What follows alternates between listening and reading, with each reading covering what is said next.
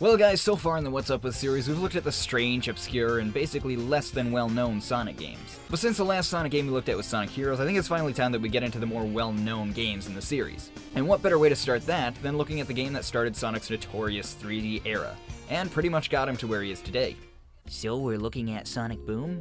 Well, okay, not exactly where Sonic is today. He has changed a lot. If we were looking at what made Sonic Boom, I'd be reviewing child marketing appeal. Oh, look at child marketing appeal for the next episode. Today, we're looking at Sonic Adventure.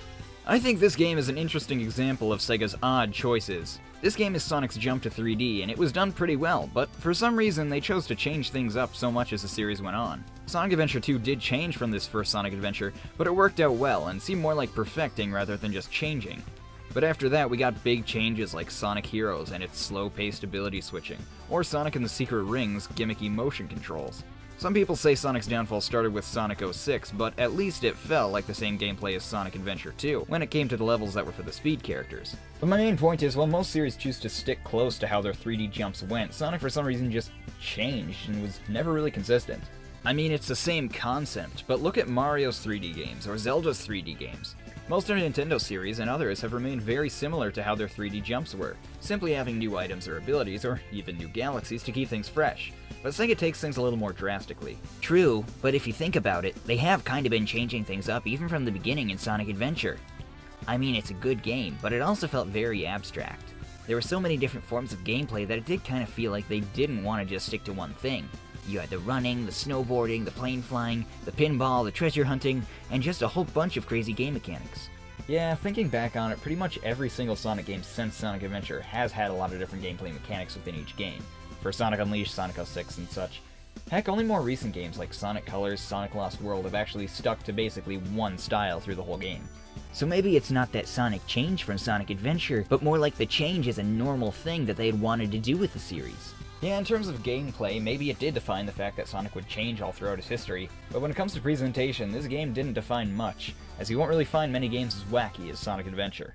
So like I said, this game has plenty of different gameplay styles, and each is given to different characters. You can play as Sonic, Tails, Knuckles, Amy, Big the Cat, yes, you smirk away, snicker, smirk, whatever, and Gamma. Each plays differently and has a part to a much bigger story. If you ever played a 3D Sonic game before, you'll most likely know what Sonic's levels are like, running and platforming to reach a goal ring within a certain amount of time. Tails is very similar, but with a little more platforming based. Both are really fun and creative, so not too much to say about them. Knuckles is very different from the first two, having levels that require you to hunt for objects rather than reaching the end of a level. You have to use this beeping sound as a sort of hotter, colder method to find what you're looking for, and not only does it sometimes not work, but it doesn't stop. It's just beeping and beeping, and it's like you're following that voice in your head that just leads you in circles and is really just there to drive you insane. Dude, just turn the volume off. Oh.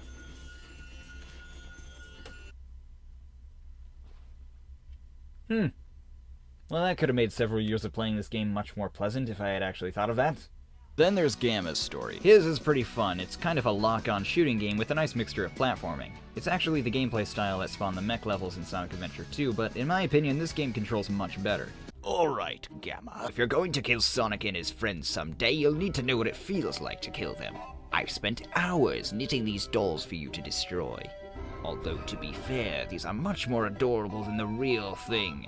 And they took a really long time. I mean, long nights spent knitting away and getting every feature just right. And, well, actually, it was quite a learning experience for me. Good memories of those dolls. On second thought, go mop the bathroom or something, and I'll just keep these. Maybe they'll come in handy if we ever get a sequel to Sonic R. Then you have Amy's story, and it's not terrible, but she moves very slowly. To be honest, it almost feels like Sonic Boom in terms of gameplay mechanics. You're not going around super fast, you're solving puzzles, doing some platforming, but it's not nearly as repetitive and is quite a bit more fun. Because of her story, you're almost always being chased by something, and that mixed with the slow speeds makes it kinda creepy actually. Maybe this was Sega's way of mentally preparing players for staying calm while being stalked. You know, it does happen, why not have video games to help you out? You never know the next time you'll be running through an amusement park to save birds whilst being chased by evil robots made by an evil scientist who's shaped like an egg. Hey, you'll be thanking this game when it does happen. The last story is Big the Cat, and yeah, he's very biggish as normal. His missions are basically just fishing or using your fishing pole. It's very similar to Sega bass fishing. But for one, they don't explain it to you very well. For two, it's not what I want to do in a Sonic game. And for three, you're playing as stinking Big the Cat. So no, I didn't enjoy it. Oh, and it doesn't help that he just steals Tails' plane, making it impossible for Sonic to escape a crashing ship when he needs to. Yeah, great job, Big. You almost killed Sonic to find Frog, who obviously keeps running away from you for a reason. Okay, so the gameplay for each story overall is pretty fun, very diverse, and lasts a long time. But the real thing to talk about is the story. It's definitely something to experience. So it starts off with Sonic apparently returning from somewhere and finding an evil alien being chased by police. But he actually didn't do anything wrong, so I guess the police are evil for opening fire for no reason. No wonder aliens always attack us rather than just talking to us in all the alien movies I've seen. We are monsters. So Sonic tries to kill it, but it escapes down the sewer. Well, the plot is set, right? There's an evil monster on the loose who might not be evil at all, and Sonic must track him down or face the possible death of Station Square's citizens. Or, just take a nap by a pool. I guess that makes sense. Then he sees Tails crashing his plane and seems extremely excited about it. So he finds Tails, who starts explaining stuff about his new plane and why it crashed. I'm not sure how he's explaining it. I mean, I'm not sure how you can talk very well and pronounce consonants without closing your mouth. Oh, and Sonic's really scared of Chaos Emeralds, I guess. So they go to the Mystic Ruins to see Tails' new plane or something, but Eggman finds them and uses his crazy hand to take their Chaos Emerald. I mean, just look at that ecstatic claw. Must have had too much caffeine or something. That's actually my favorite claw of all time, you know. Yeah, I pick favorite claws. I have a list. It's a thing. Don't question me. In my office supply factory, where we make everyday office items at a shockingly low price. So Tails and Sonic go to find the emeralds in the obvious place that you would look for powerful gems, the casino. But no sooner do they get one than does Eggman spray them with Spyro dust and takes it. Yeah, pretty simple. You'd think he would use that more often, or heck, why not while they're knocked out, just kill them? But no, he has to feed this alien thing that might turn against him, and spoiler alert, does turn against him, when he could be using a very loyal Spyro gas that would never betray him, because it's a gas, and last I checked, gas doesn't really have much gripe with anything. So they find Knuckles, and he's all punch and no talk. Something bugging you? Yeah, I think it might be that dumb stinking face of yours, Sonic. What is that? Knuckles, don't tell me Eggman tricked you again. Me? What about you? Yeah, Sonic, what about you, huh? Knuckles isn't the only one being tricked by Eggman, you know. Oh wait, yes he is. What are you talking about, Knux? Guys, you know he's just been sitting there waving those emeralds around as if he says, hey everyone, free food, come and get it, but I guess you're too busy not synchronizing your words with your mouths to notice. Chaos! Oh my gosh, that delivery. Chaos! The beauty of the way he said chaos, it's just such a mystic, whimsical way of making such a simple word sound like a hymn sung by angels. The very name of chaos has been turned into a hypnotical vocal trance set forth by the delivery of that word. This one line that was given to Eggman could have been said simply and normally, without effort, as there are much better lines to focus on, but no, he gave it his all. The whole of his acting career was overwhelmed by the line, chaos. His resume contains only one thing. I was the one who said chaos in Sonic Adventure, and from that alone should I be hired. And so it was that all who read hired, and all who hired read, and Eggman became known as the voice of heaven itself. Let's take a moment to appreciate that line in its fullness. Chaos! It's so beautiful, I can't help but cry tears of joy. Then where are your tears? They're invisible tears. Adieu! Okay, yeah, you're good at saying chaos, but your French needs some work, Eggman. You know, why not just change all your lines to chaos and we'll call it a day? Chaos! Chaos! Chaos! Chaos! Chaos! Chaos! Now, I need to cut this game some slack since it is the first 3D Sonic game. But between the script delivery to the lines themselves to the animation, faces, lip syncing, everything about this is just really odd.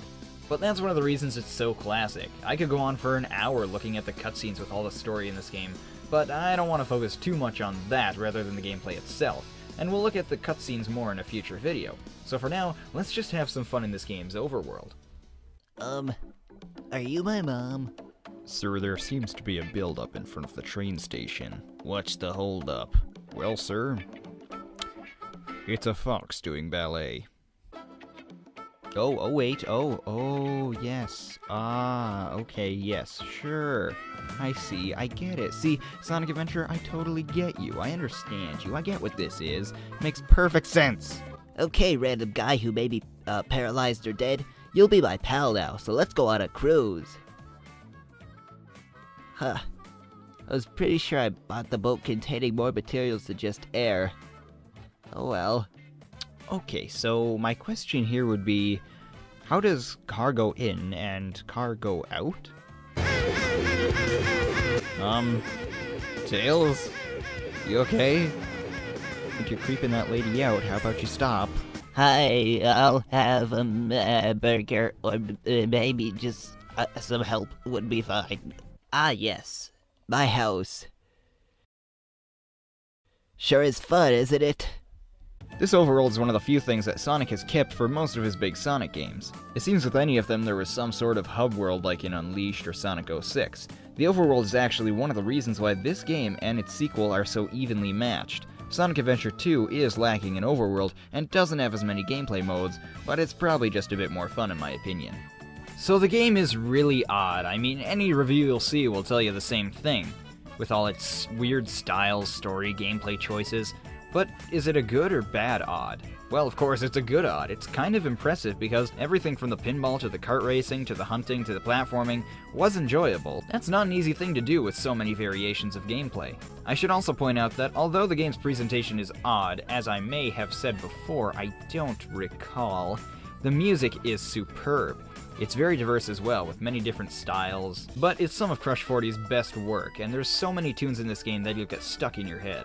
So today, you just have so many people wondering why Sega keeps changing things. Why can't they just do the running missions that everybody loves? Why add Werehog missions, or weird motion controls, or combat, or all these different gimmicks that they add to a game that might be pretty good without? Well, that's just what they've always done. People forget that even in Sonic Adventure, they never did stick to just one thing.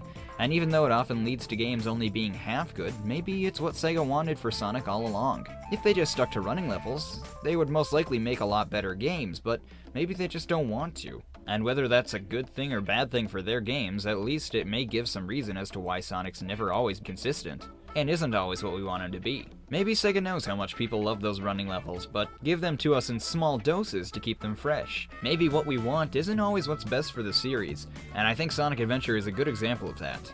Well, to be fair, they do still have issues with making games and rushing them. It's not like every Sonic running level they make is gold. Right, I know a lot of people go around the internet looking for that one big reason Sonic isn't at the top of his game, but it's never just one big reason waiting to be discovered. It's a mixture of many different things. Yeah, at least with all the confusion and issues going on with Sonic games today, we can still play the older games like we did today, and take a look back at when he didn't have so many ups and downs. Sonic never was free of his ups and downs. Okay, then I take it back, I guess? Hidden away in the past are dark times. Bleak times. Well, it couldn't be as bad as things can be nowadays, right? Silver, be thankful that you were not around during those days. Be thankful that you are too naive to understand. Why do people always call me that?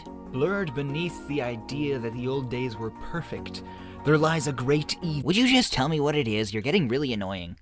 The Adventures of Sonic the Hedgehog. Oh, I don't think it was that bad. Maybe not. So why are you talking like that? I don't know. Hey guys, Peter here. I really hope you enjoyed this video. If you did, let me know why or how I can improve. If you think this video is worthy, sharing it to your social medias would be muchly appreciated. If you're new to the channel, I upload new videos like this almost every day, so feel free to subscribe if you're interested in that sort of thing. Have yourselves a wonderful day, and I leave you with this music from my channel's music provider, DJ BassFox28. You can check out his channel in the description or by clicking the annotation to the left.